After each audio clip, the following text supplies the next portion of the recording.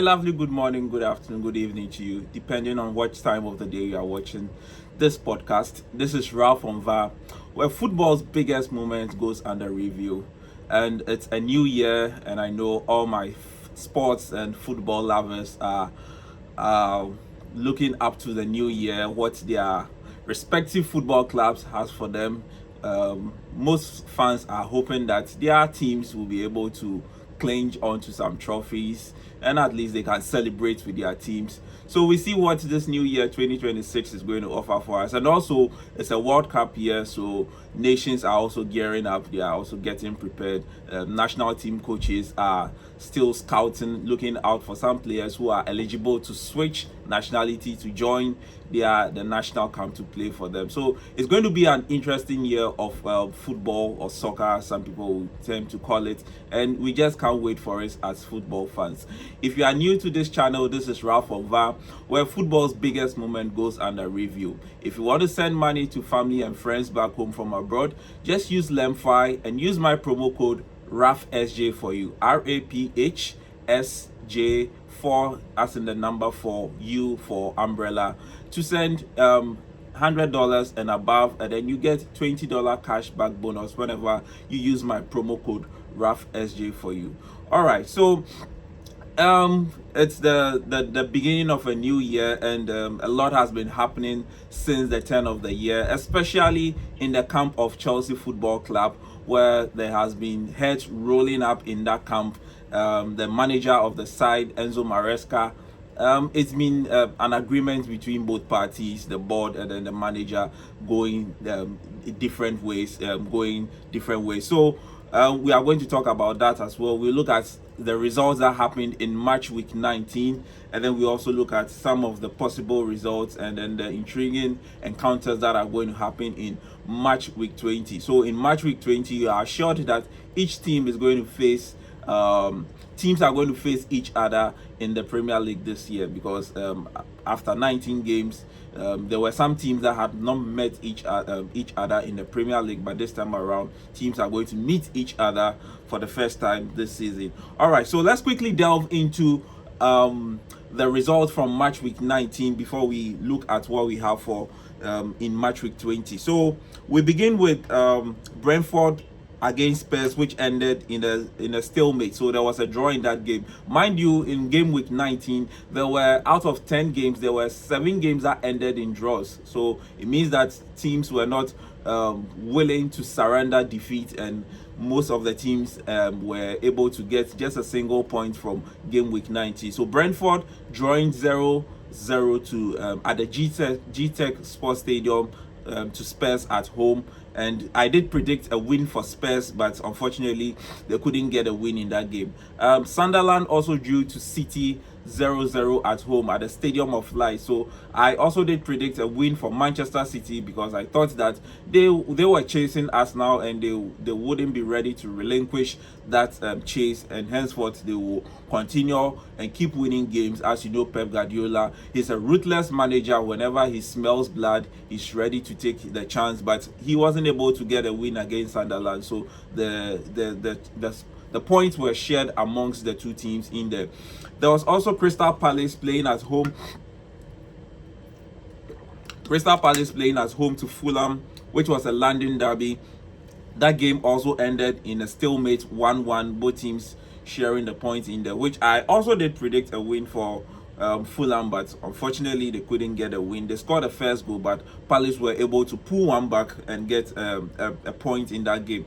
Liverpool also drawing to Leeds 0-0 at Anfield, which was also a prediction where I did predict Liverpool to get a win, but unfortunately Leeds were able to get a point from that game. Arsenal winning at home to Aston Villa, which I did mention that for that game it depends on who really is hungry for the points, who really is which players are going to show up on the day, and Arsenal and their men were able to show up, so they did win by 4-1 in that game at the Emirates Stadium. There was also Manchester United playing at Old Trafford to Wolves United, which was a very surprising result for me, a shocking result for me, because I thought Manchester United would have carried the day looking at the form they are in their previous game, and also looking at how bad Wolves have been, where they have been losing to everyone in the league. But unfortunately, Manchester United could not get the win in that game. They drew 1-1 with Wolves.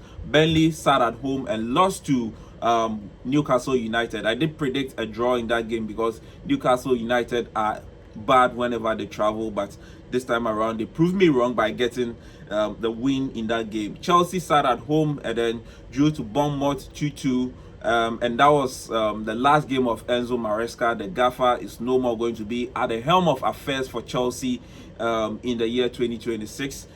You also have Forest losing at home to Everton. Yes, Everton were able to peep Forest by 2-0. And then finally, West Ham drawing 2-2 at home to Brighton and Hove Albion. So on the league standings currently, Arsenal have a point gap of 4. They are leading by 4 points ahead of Manchester City, and I'll say they are in a comfortable lead, but you know Arsenal, you can never trust them. You can never tell until the final day of the season when they win the league. So we still wait to see what the league has to unfold for us. There is also Manchester City coming in second, 4 points behind Arsenal with 41 points. Aston Villa, who lost to Arsenal, they are third on the spot with I think 39 points, and then Liverpool comes in that order, the 4th position.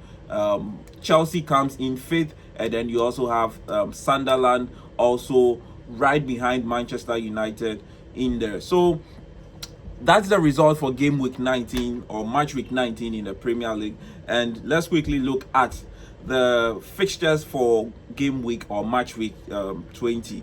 So first of all, we have the early kickoff for tomorrow, Saturday, is going to be Aston Villa playing at home to Nottingham Forest. And Aston Villa losing to Arsenal will want to they will want to grab a win in this game. So I think that Aston Villa with Unai Emery losing a game against Arsenal will want to get a win in this game, so probably fight for his life and then get a win playing at the Villa Park. And there's also Brighton playing against Burnley. Burnley have been struggling for results, and Brighton are a good side. They haven't been too good this season, but they are a good side overall. So Fabian Hessler, I think that he's going to get a win in that game at the Amex Stadium. There's also Wolves, who are languishing at the bottom of the Premier League, facing Newcastle. Sorry, they are facing West Ham United, and West Ham United are also they have been poor this season, even with the replacement of their Graham Potter with Nuno Espirito Santo. They are still finding it difficult to rack up the results. So they traveling to Wolves. Wolves were able to get a point against Manchester United, and that I think is going to be a booster for them going into this game. So I'll go for a draw between Wolves and then West Ham United in that game. AFC Bournemouth playing against Arsenal. Antoine Semenyo has been linked to Manchester City, but the deal hasn't been finalized so far, so we don't know how that is going to go. If Antoine Semenyo is going to play in this game, I wouldn't put it beyond Andoni Ariola's men to at least get a point against Arsenal in that game. So I think that game is going to end in a draw. AFC Bournemouth. Yes, Arsenal are playing very well. They are top of the league, 4 points ahead of second place Manchester City, but Bournemouth, they themselves are not doing too good, and they will want to at least get a point in this game. And that's why I think that at least Bournemouth can be able to, if there's any side that is going to give Arsenal a torrid time or a difficult time, is going to be Bournemouth, especially when they are playing at home at the Vitality Stadium. And there is also on Sunday we have Leeds United playing at home at Elland Road against Manchester United. Manchester United, I don't really know what is wrong with them. Their story is just like Chelsea. When you expect them to win, they go ahead and then lose or drop points. So I expected them to get the results against Wolves, because Wolves are very poor this season, but they sat at Old Trafford and they dropped points, and they shared the points against Wolves. And I playing against Leeds United, who are a little bit on the resurgence. I will not put it beyond Leeds United, Daniel Farker and his men to at least get a point against Manchester United when they are playing at home. There's Everton, David Moyes and his men playing at their new stadium against Brentford on Sunday, and I'll go for an Everton win against Brentford. There's Fulham playing at home to Liverpool, Marco Silva playing at home to Liverpool, and I think that game is a very difficult game to predict. Liverpool, they are very it's difficult to predict them this season because their form has been shaky. It's been they go on the resurgence and then they start dwindling. So I can't really call for a result in that game. Anyone can win. It depends on who shows up on that day, which set of players are really hungry for the result. There's Newcastle United playing at home to Crystal Palace, and for this game I'm going to go for a straight win for Newcastle United. Even though Oliver Glasner and his men are very good, but Newcastle United, when they are playing at home, it's a different ball game altogether. They give in their all, they fight, and it's a very difficult place to travel to, the St. James's Park. You can ask the big teams and they are going to testify to that fact. And there is also Tottenham Hotspur playing at home to Sunderland. Sunderland, they are the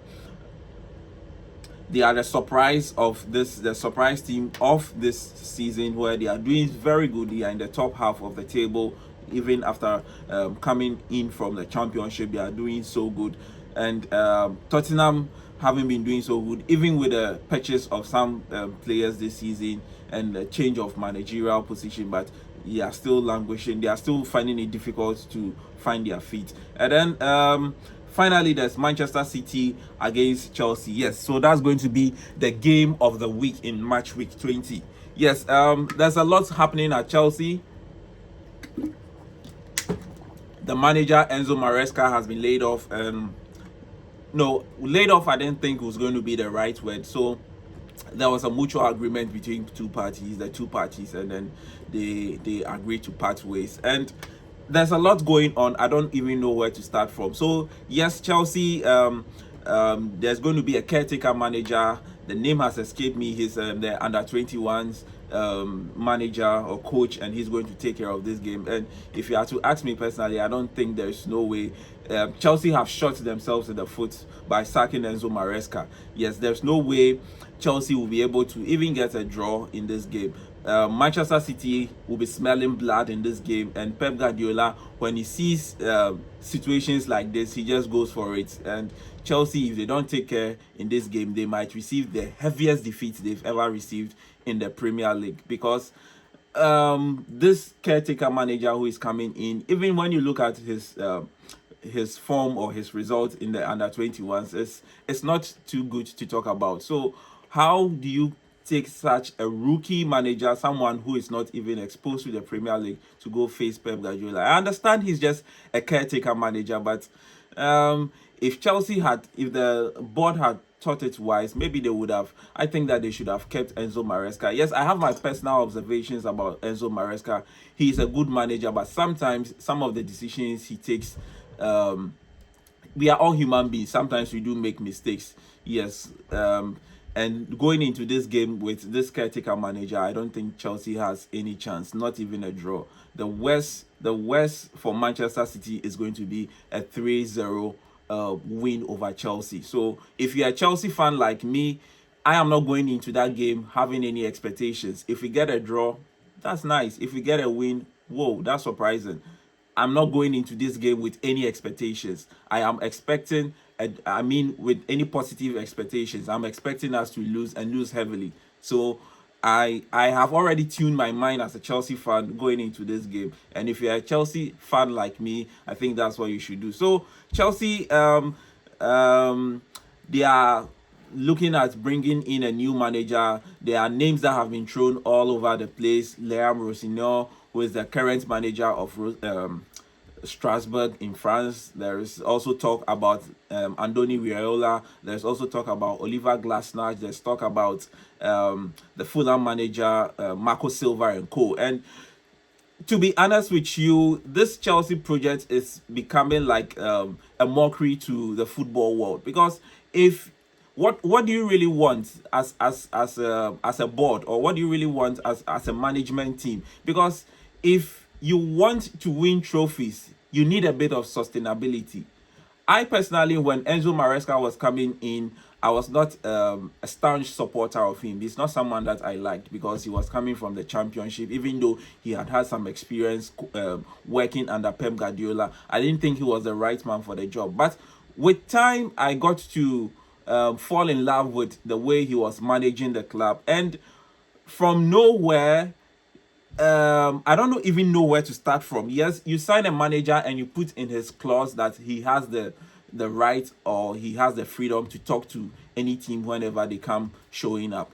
And that I don't think that is the right clause to put in a manager's agreement. So that alone was a wrong thing from the onset, from the Chelsea management. And here's the case: you have given him the opportunity to speak to anyone, and he goes about speaking to people, and that's a problem. No. So I think going forward, the the ownership of the club, before they sign agreements with any manager they are bringing in, they should sit down and then think about it carefully before they sign any agreements, and then put in the necessary clauses. I think that the managers that are being linked to Chelsea, they are all rookie managers. As the front runner is Liam Rossino, the current manager of Strasbourg. I have not really watched him, but I've looking at his records. He was a former player of I think Hull City and then Brighton and Hove Albion, and he coached a little bit at Brighton, and then he's now at Strasbourg. He hasn't won anything, and bringing in such a manager, I don't really know what impact he's going to have on the team. Yes, he might structure the team, he might help in developing the young lads, and then adding value to them, but is that what we really want as a team? Maybe the ownership should just tell us that we are no more a club that is going to fight for trophies, but we are only here to make profit. Then some of us as fans will know what decisions to take next. Because if you are building a team, you have a project, and it's all about just developing players and then selling them and then making market value or getting profit out of them, then I don't see the essence of you creating that understanding, or creating, I don't even know the words to use at this point. So I think that the club should sit up. Yes, the club should sit up, and then going forward, they should look at what they can do to help the club. The current managers who are being linked to the club, I don't see any of them. If we really want to fight for trophies, I think this is the time that we should go in for an experienced manager, someone who will have the balls to take the right decisions and then do what is right to help steer the club into success. But it seems that the management are only ready for, I heard Jamie Carragher talking about the club looking for a puppet because they are looking for someone that they can control, and that is what it's looking like. Because looking at the current list of managers that are being linked to the managerial position, these are all managers that I think that whoever comes in is going to be controlled by the board and by the technical team, and that is not what we are looking for. If you're a club that wants to achieve, if you're a club that wants to succeed, you should give your manager that freedom to operate. Yes, if you are always dictating for your manager, if you are always telling your manager what to do, it becomes very difficult for you. I'm not saying that some of the, like most of the big clubs that are succeeding, they don't give their manager the freedom to operate, or they limit their manager. Yes, they don't give the manager the full freedom to operate, but there's also room for them to take their own decisions. And in the case of Chelsea, it's as if the board and then the technical team will want to suppress the manager. I was hearing stories about Enzo Maresca being controlled by the medical team of Chelsea, telling him who not to play, who to play, and these are all things that came up, and that's why he had to be laid off. So we have to change our ways as a team. Yes, if we want to rub shoulders with the likes of Arsenal, Manchester City, Liverpool, and co, it's high time we have to change our ways, and then also look at what we can do to go forward. So I don't even know what to say. I'm short of words because this change in managerial position has really had a torrid time on me. Yes, I don't even know what to say at this point. And going, as I've already said, going into this game against Manchester City, I am not expecting anything than a heavy loss. So if you're a Chelsea fan, just calm down on the day. Make sure you've had your lunch or dinner or whatever it is, and then sit down, relax, and watch. Don't have any expectations going into that game. All right, so this has been Ralph on VAR, where football's biggest moment goes under review. On this episode, I didn't have so much to say because the team, my club, is going through um, a, a torrid time, and it is having, you can tell it is having an effect on me, and yes, you can see. So this is where we're going to draw the curtains down. Thanks for watching. Just try your possible best to subscribe to the channel, put us on post notification, and then share so that the community can grow. Catch you on the next episode.